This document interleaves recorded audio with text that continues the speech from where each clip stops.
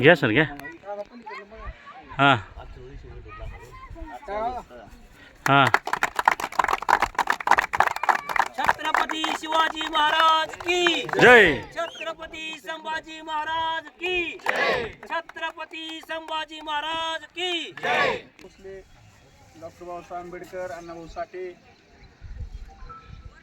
अहिल्यादेवी होळकर अशा थोर विभूतींना नमन करून आजच्या आपल्या या हेल्थ क्लब वार्षिक आयोजित छत्रपती संभाजीराजे जयंतीच्या निमित्ताने दोन वाक्य बोलतोय.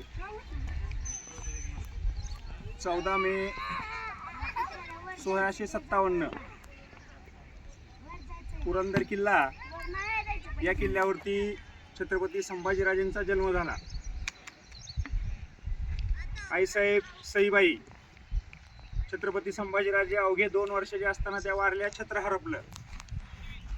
एका कुंब्याच्या महिलेनं दुधाची आई म्हणून त्यांचा सांभाळ केला.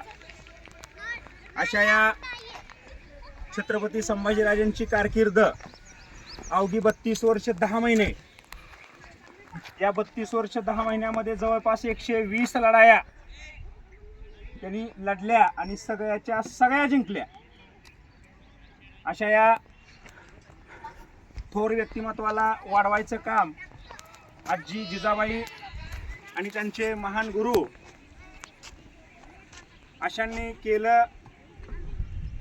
साधारणपणे वयाच्या 9व्या वर्षी आपले वडील छत्रपती शिवाजीराजे भोसले यांच्यासोबत आग्र्याची स्वारी केली. वयाच्या छत्रपती संभाजीराजांचा साधारणपणे 11 आयोजित करतो.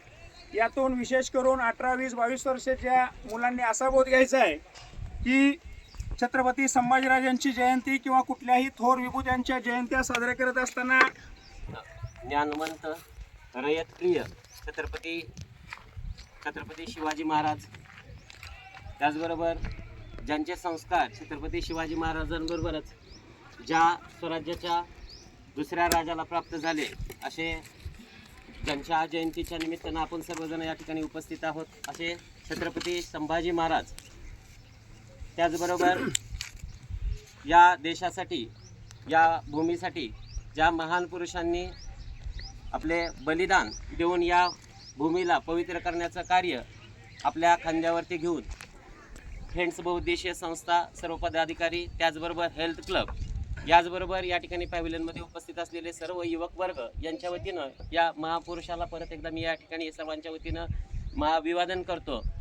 आत्ताच सरांनी सांगितल्याप्रमाणे छत्रपती संभाजी महाराज यांचा जन्म पुरंदरच्या पायथ्याशी त्या ठिकाणी 1657 साली झालेला आहे.